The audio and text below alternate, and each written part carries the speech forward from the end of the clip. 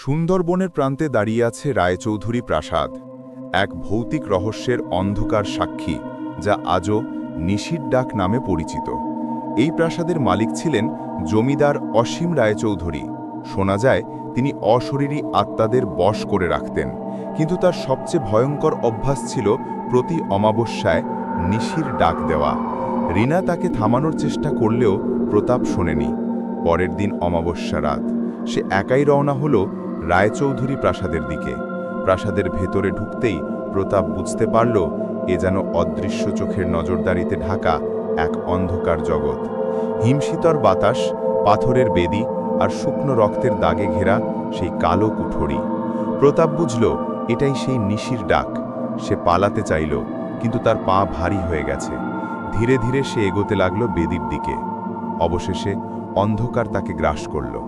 পরদিন সকালে রিনা প্রাসাদে প্রবেশ করল। কালো কুঠুরিতে প্রতাপের নিথর দেহ, চোখ দুটো খোলা আর মুখে এক বিভৎস আতঙ্কের ছাপ।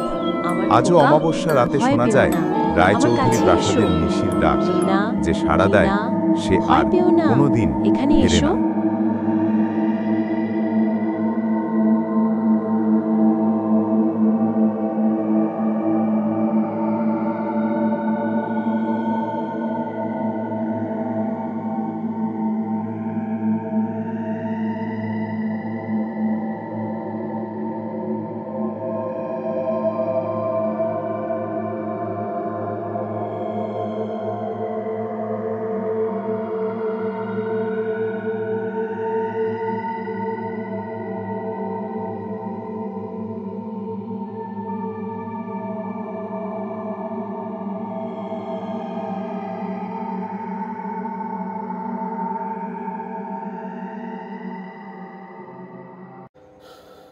আপনার বাসায় গিয়ে যদি আপনি টয়লেটে দেখতে পান কোনো কিছু একটার উপস্থিতি রয়েছে, সেটা যদি হয় অশরীরী, তাহলে আপনার অনুভূতি কেমন হতে পারে তা কমেন্ট করে অবশ্যই জানাবেন।